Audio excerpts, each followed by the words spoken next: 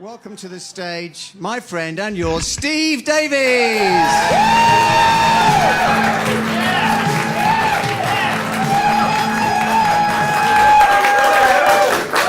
Thank you very much. As you just heard, my name is Steve Davis. Steve Davis, one of the plainest, most common names you'll hear in all your life. In fact, in my whole life, no one's ever said, "Could you spell that?"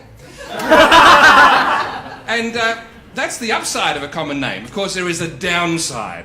And the downside is the fact that with a name so common, it means the odds are high, there's lots of people with your name more successful than you are. And I can prove that for you. There is a Steve Davis, the international test cricket umpire. He comes here from Adelaide, my hometown. Steve Davis, the snooker player from the UK. Steve Davis, the jazz drummer from the US. Steve Davis, the gay adult porn star. I'm not sure where he hangs his hat. However, there is one area in which I excel over all other Steve Davises, and that's Twitter. Because I am the one who has the Twitter name @Steve Davis. Thank you. Not even Donald Trump, the president, has his own name as his Twitter handle. I think, what is his? Captain Fuckknuckle or something. But it's important to me that I do have that name and manage it well, because I have to answer questions on behalf of other Steve Davises. When the cricket umpires at India, it's quite common that irate Indians tweet me saying I'm a cheat and I'm destroying the game of cricket.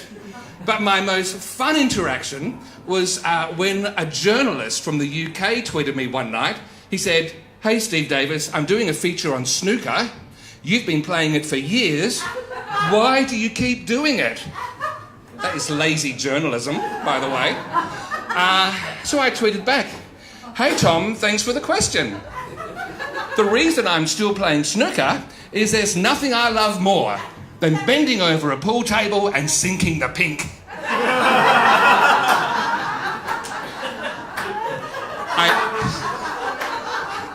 I don't think that was printed, actually. Now, Twitter, to me, is very important because in my day job, I work in marketing. Oh, yes, I heard that. See, some of you here think, oh, marketers, yeah. They're those ones who conjure your mind and make you do things against your will. Yeah. And others think marketers, they're like used car salesmen, just with better suits. Thank you. However, marketing is not a dark art. It's not mysterious. It is simply motivated storytelling. And I'll give you an example. Imagine you're at primary school, running around, and it's lunchtime, and you sit down and you open your lunchbox, and there is the most unappetizing sandwich you have ever seen in your life. It's stale bread. The fritz has gone dry all around the edge. The butter doesn't go to the edge. There's almost no sauce. And instead of starving that day, when your friends say, "Hey, what you got for lunch?" you go, "What have I got for lunch?"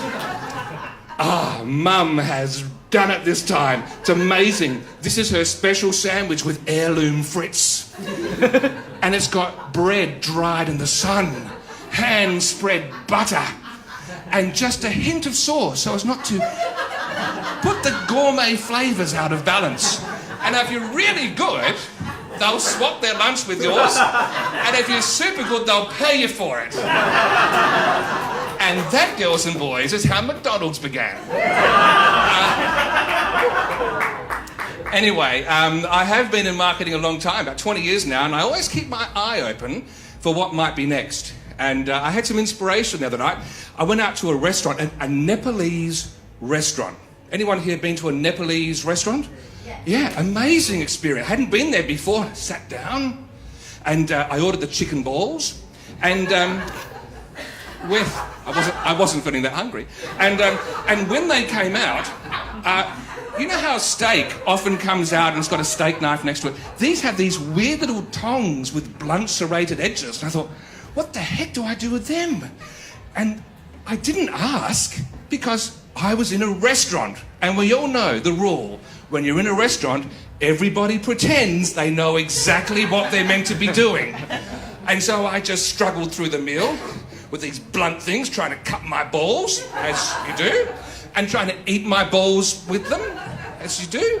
And then at the end of the meal, I actually said to the waitress, what are they for? She said, oh, no, they're not for eating with, they're for serving and you're sharing your dish.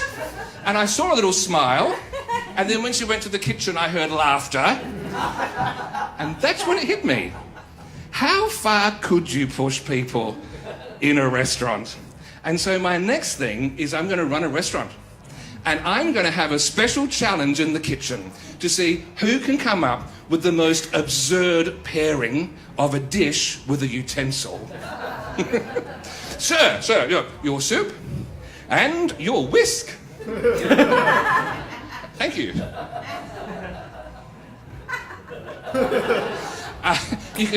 You could send out lasagna with an ice cream scoop. Madam, your pork belly and pair of scissors. And then if you get really avant-garde, a steak goes out and there lying next to it is a dart. What was that, sir? Oh, you ordered the ribeye. I thought you wanted the bullseye. So I hope you'll come to it. It'll be called Steve's Place. It's not all you can eat. It's not what you eat. It's how you make us laugh as you eat. So that'll open one day. But until then, the reason I remember these stories is because when inspiration does strike about 2 in the morning, 3 in the morning, I've got a great habit of making notes.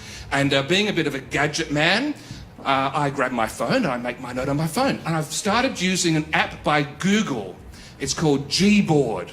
And it's amazing when it works because instead of typing like this, you get to just drag your finger over the keyboard and it works out what the word is. It's amazing stuff. So I woke up the other night and I was going to write a note to myself, Steve, tomorrow remember this story, blah, blah, blah. And this is what happened. I went Steve and it said Shreveport. Shreveport. It's the 3rd biggest city in the state of Louisiana. And it's got 5 more letters than the word Steve. I don't know how it came up with it. And then, I did tomorrow, and I kid you not, it said tinnitus. What? Google? What's going on? You're meant to have the smartest engineers in the world. You deal with probability. If you look at the word count, usage of words every day, tomorrow would be up here. Tinnitus wouldn't even reach my toenail. So, and then remember, and that turned out tenebrae. I had to look that up. That is a Catholic church service that's held in the 3 days leading up to Easter in which they gradually extinguish candles. Who the heck is running Gboard? Is it some banished pope who's moved to the deep south of America to escape the ringing in his ears and he's doing this on the side to earn a buck? I don't know. And so anyway, being a marketer, I want to keep my hand in, keep the options open. So just before I finished using the app, in the review section, I sent them a note. Hey, Google, I'm a marketer. I'd like to work with you and market this app. And here's your new slogan, Gboard, it's excellent. And I hit send, and just as I did, I saw it change to Gboard, it's excrement. So maybe it is better than I thought. Thank you very much. I'm Shreveport Davis.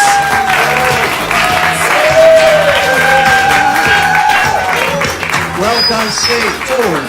Steve Davies, ladies and gentlemen.